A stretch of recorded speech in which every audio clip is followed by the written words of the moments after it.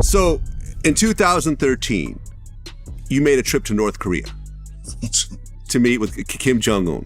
Oh yeah, I was homeless like 2 or 3 years. Dennis Rodman survived poverty, fame, addiction, suicide, dictators, and himself. So when a horrifying death rumor went viral, nobody questioned it. That belief wasn't accidental, it was earned. To understand why, you have to rewind to the night everything nearly ended. The unraveling of Dennis Rodman. In April 2025, the internet was set ablaze with a morbid rumor that sent shockwaves through the sports world. Reports began circulating on social media, claiming that Dennis Rodman, the 5-time NBA champion, had been found dead in his apartment due to what police reports allegedly described as a tragic autoerotic asphyxiation accident. The story spread like wildfire across Facebook and Threads, with tributes pouring in from devastated fans. But here's the thing, it was all a lie. The death hoax, strategically released on April Fool's Day, was nothing more than a sick joke. Dennis Rodman was very much alive. Within hours, Rodman himself shut down the rumors, taking to Instagram to post a defiant message that read, "Yes, sir, alive and well." But here's the haunting truth that makes this story so much more unsettling. The fact that millions of people so readily believe Dennis Rodman could have met such a tragic end speaks volumes about the chaotic, self-destructive path his life has taken over the past 3 decades. Because when you examine the full scope of Dennis Rodman's existence, the suicide attempt, the multiple DUI arrests, the domestic violence charges, the financial ruin, the estranged children, and the diplomatic entanglements with one of the world's most dangerous dictators, you begin to understand why the world was so quick to believe the worst. Let's rewind to a cold February night in 1993. Dennis Rodman, then a key player for the Detroit Pistons during their legendary Bad Boys era, found himself sitting alone in the parking lot of the Palace of Auburn Hills. The arena was empty, the night was silent, and in his lap sat a loaded rifle. I want to take you back to a moment that you start your book speaking in great detail about April of 1993. You are sitting in the parking lot at the Palace at Auburn Hills, early morning hours, a loaded rifle in your lap, contemplating suicide. Rodman has spoken extensively about this moment throughout the years, though his telling of the story has evolved. In his 1996 autobiography, Bad As I Wanna Be, he described the emotional devastation that led him to that parking lot. The Pistons dynasty was crumbling. His beloved coach, Chuck Daly, whom Rodman viewed as a father figure, had resigned. His first marriage to Annie Bakes was falling apart amid allegations of infidelity on both sides, and perhaps most painfully, he learned that his wife had allegedly been involved with one of his own teammates. No, I wasn't doing that. And I try to correct that whole statement and that whole part of that chapter of the book. But in your book, you write about it in a way, in fact, you even say you were, those thoughts were going through your mind. Those thoughts were going through my head. Yes, absolutely. I just wanted to kill that individual. Not Dennis Rodman. I just want to kill the individual because I was too much of a follower. According to his own account, Rodman sat in the back of his pickup truck, rifle in his lap, and began listening to Pearl Jam's album, 10. Songs like Black and even Flow played through the speakers as he contemplated ending his life. Instead, something remarkable happened. He fell asleep. Rodman has since credited that music with saving his life, saying that Pearl Jam essentially talked him off the ledge. Police arrived for a welfare check after a concerned friend, possibly teammate Jack Haley, had called authorities when Rodman went missing. They found him asleep in his truck with the loaded weapon. No charges were filed, and Rodman was not arrested. But here's where the story takes an interesting turn. There's another version of events involving legendary NBA broadcaster Craig Sager. According to Sager, who passed away in 2016, he actually tracked down Rodman at a Detroit strip club called the Landing Strip during this same period and talked him out of suicide directly. Sager claimed, "He had the gun, he was going to do it, I told him how stupid that would be." Years later, Rodman publicly thanked Sager for saving his life. Whether these are two separate incidents or conflated retellings of the same dark night, one thing is certain.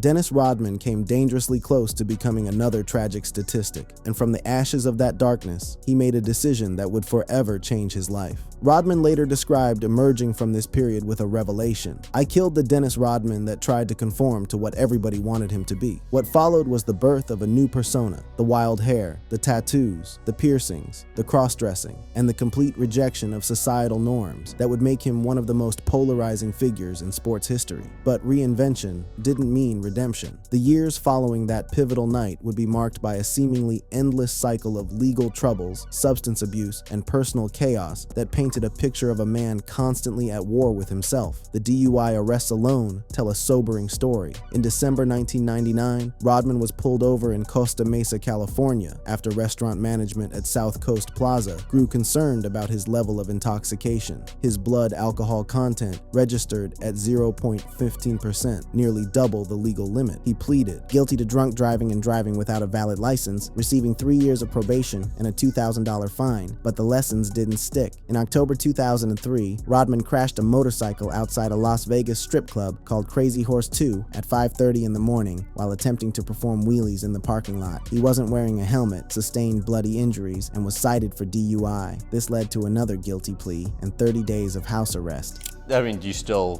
party as much as you? Absolutely. You kidding me, dude? Come on.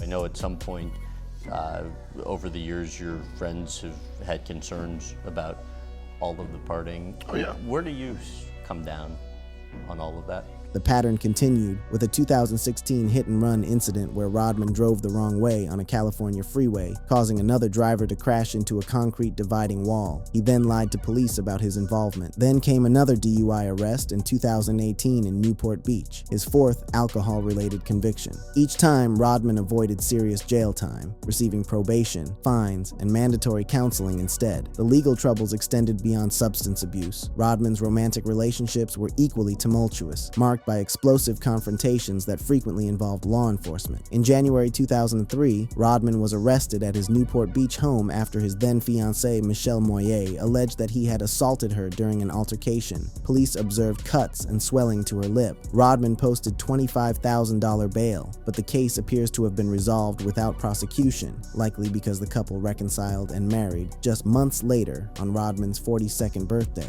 That marriage would prove to be his longest and most consequential. Michelle gave him 2 children, son Dennis Jr., who would go on to play college basketball at USC, and daughter Trinity, who became a professional soccer player for the Washington Spirit and the U.S. women's national team. But even this relationship couldn't survive the chaos. By 2012, Rodman owed approximately $860,000 in back child support, facing potential jail time for his failure to provide for his children. The court ordered him to pay $500,000 immediately, with a judge warning that further non-compliance could result in incarceration. Perhaps most heartbreaking is Trinity's public statement in 2024, where she called him not a dad, acknowledging that while he was her biological father, he had never fulfilled the actual role of a parent in her life. The estrangement from his children remains one of Rodman's deepest wounds. If the self-destruction was happening in private, the spectacle was unfolding in public. And this was the era when Dennis Rodman stopped trying to make sense and started trying to shock.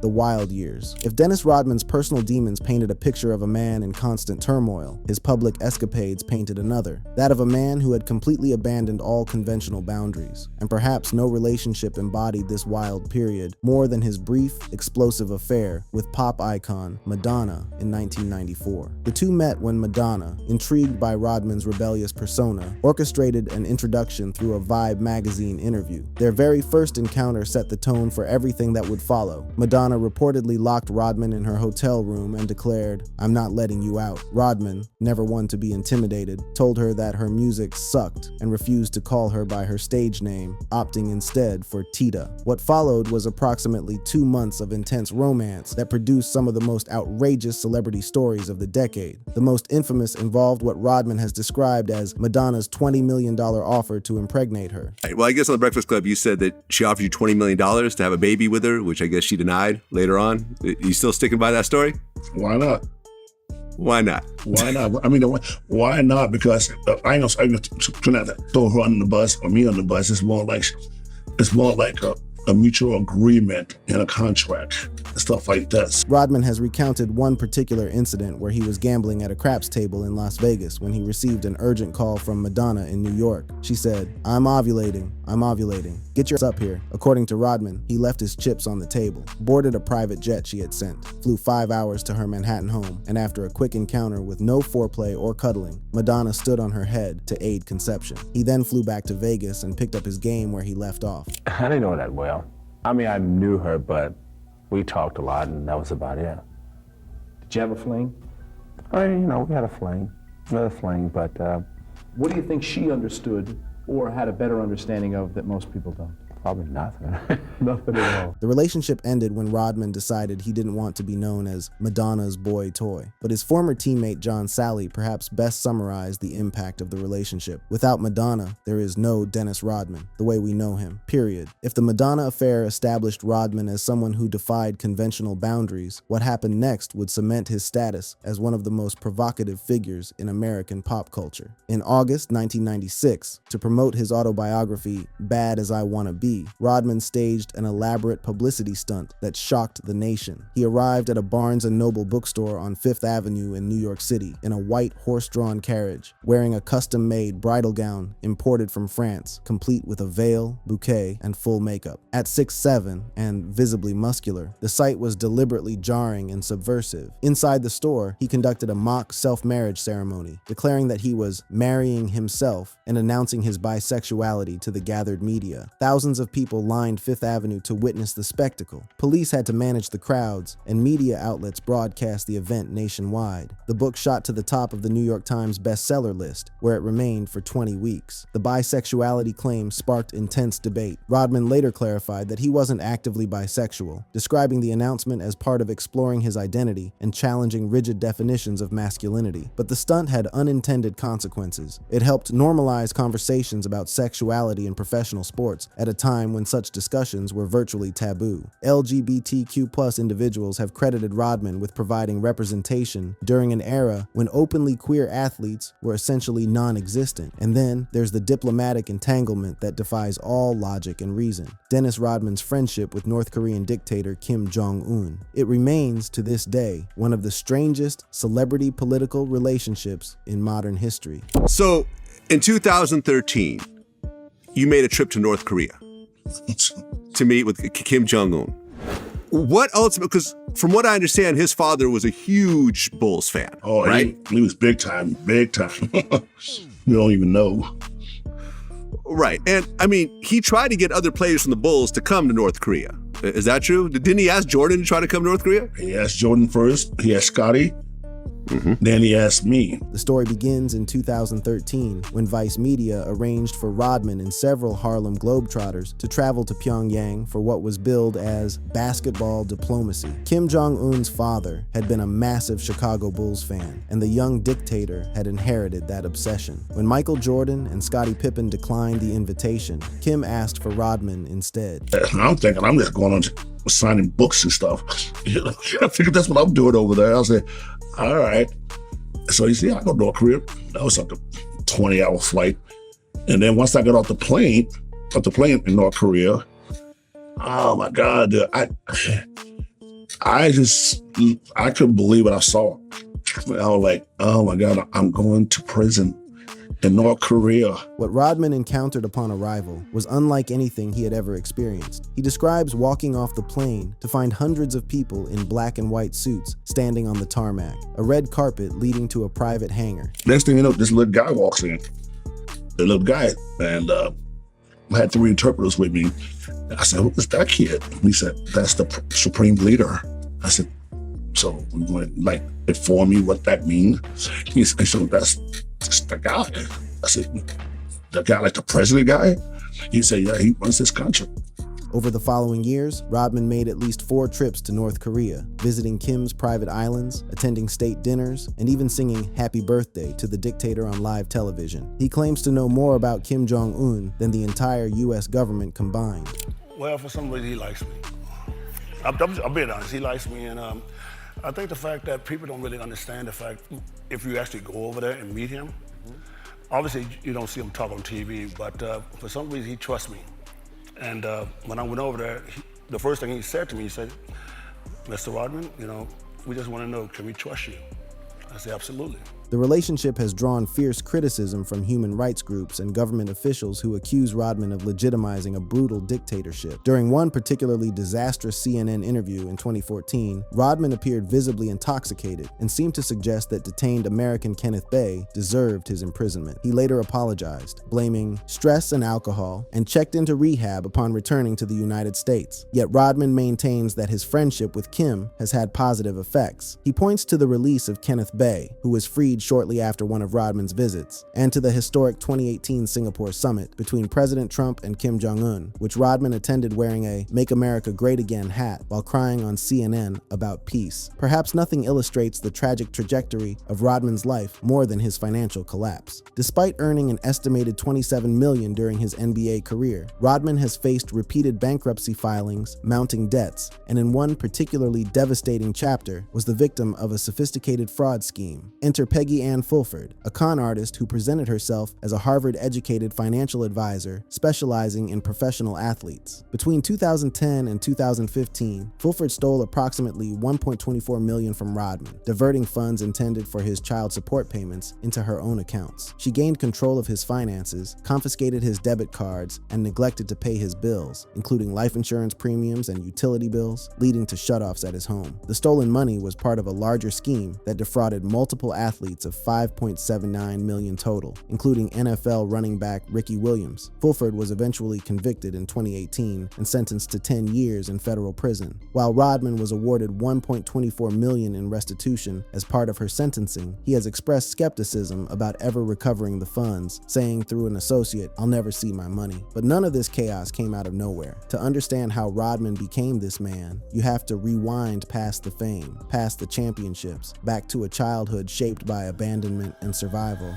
The origins. To understand how Dennis Rodman became the most unpredictable man in sports history, you have to go back to the beginning, to a childhood marked by abandonment, poverty, and a desperate search for belonging that would define everything that came after. Dennis Keith Rodman was born on May 13, 1961, in Trenton, New Jersey, but his father, Philander Rodman Jr., who had served in the Air Force and later the Vietnam War, abandoned the family when Dennis was just 3 years old. Cool. He ended up leaving when you were 3 years old. Well, I didn't even know him, so it was all good, you know. Back and forth. So, other than that, there was no man figure in the house, so I didn't know who he was. What followed was a childhood defined by absence. Philander went on to father what Rodman has heard was 29 children with 16 different women living in the Philippines, while his son grew up in the Oak Cliff projects of Dallas, Texas. I heard some stories about, I read a book that he wrote about me, and he had 16 wives. So 16 wives. 16 wives. It was like with 29 kids or da-da-da-da. You know, I'm like, I don't know, man. I wasn't trying to do no research or background on him, but that's all I heard about him. 16 wives, 29 kids. Dennis wouldn't meet his father until 2012, 42 years after Philander left. By then, Dennis was a 5-time NBA champion. Philander passed away in 2020 at the age of 79. Left behind in Dallas, Rodman's mother Shirley worked multiple jobs to support Dennis and his 2 sisters, Deborah and Kim, cycling through stepfathers and struggling to keep the family afloat. Both sisters would go on to become successful basketball players in college, often making young Dennis feel overshadowed and inadequate. He was nicknamed the Worm for his energetic pinball playing style at a local arcade, but he described himself as shy, unhappy, and struggling with self-esteem. At 18, after a late growth spurt that took him from 5'6" to an astonishing 6'7", Rodman felt awkward in his new body. His mother kicked him out of the house, leading to a period of homelessness where he slept on friends' couches or outdoors. Oh yeah, I was homeless like 2 or 3 years. Yeah. That's crazy. And stuff like that, you know. Like I said, it's a trip story, man. It's like wow. It's like, hey, it's amazing that happened to me.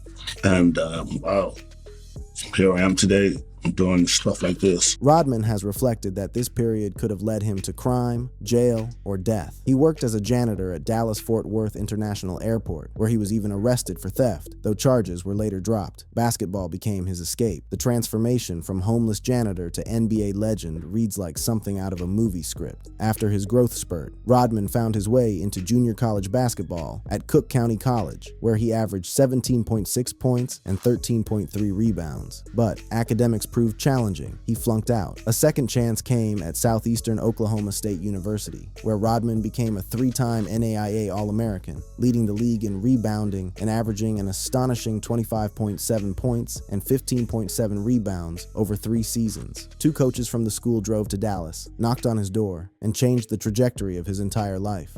These 2 guys came and knocked on the door, and like, they asked him, hey, is Dennis Rodman here? I said, no, he's not here. I'm standing right there, right? They said, and I actually shut the door, but they knocked again. I said, yeah, that's who I am, and stuff like that. I thought I was going to prison.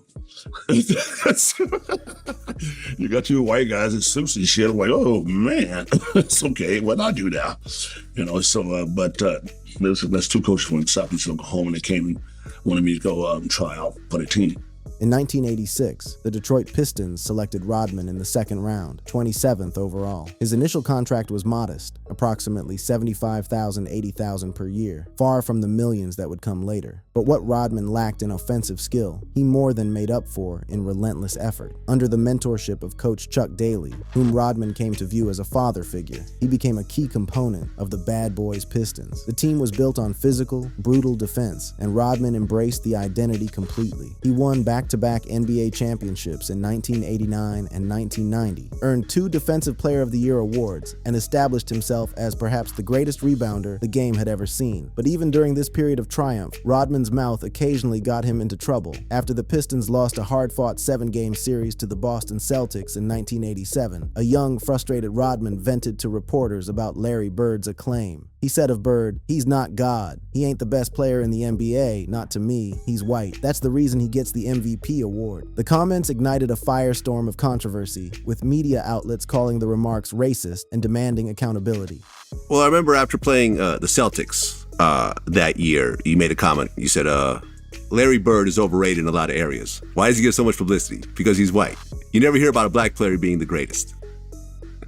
When you look back on that, do you still agree? Do you think that Larry Bird was overrated, or do you think you were just mad at the time? Rodman's agent forced him to issue an apology the very next morning, and Larry Bird himself downplayed the issue publicly. But the incident would follow Rodman throughout his career, a reminder that even in moments of victory, his impulsive nature could create chaos. After the suicidal crisis and personal reinvention that followed, Rodman was traded to the San Antonio Spurs in 1993. His time there was marked by clashes with management, headbutting incidents, an unauthorized leave of absence, and a serious shoulder injury from a motorcycle accident. He led the league in rebounds, but also in controversy. Then came the trade that would define his legacy. In 1995, the Chicago Bulls acquired Rodman for Will Perdue, a lopsided deal that San Antonio made simply because they couldn't tolerate his antics any longer. With Michael Jordan and Scottie Pippen, Rodman formed one of basketball's greatest trios. Together, they won 3 consecutive championships from 1996 to 1998, including a historic 72-win season in 1995 to 96. Rodman led the league in rebounding for 7 consecutive years, from 1992 to 1998, a feat that may never be matched. Dennis Rodman's career numbers tell the story of basketball greatness. 6,683 points, 11,954 rebounds across 9-1-1 games, 5 NBA championships, 2 Defensive Player of the Year awards, and 7 All-Defensive First-Team selections. He was inducted into the Basketball Hall of Fame in 2011 and named to the NBA's 75th anniversary team in 2021. But the tragic fate of Dennis Rodman isn't measured in statistics or championships. It's measured in the estranged children who call him a father in name only, in the multiple trips to rehabilitation facilities, in the financial ruin that followed tens of millions in earnings, in the nights spent contemplating whether to pull the trigger. As of January 2026, Dennis Rodman remains very much alive, despite the death hoaxes, despite the self-destruction, despite everything that should have claimed him decades ago. Perhaps that's the most remarkable part of his story, not that he fell so far, but that somehow, improbably, he's still standing. If you enjoyed watching this video, click on one of the boxes playing on your screen to watch more similar content.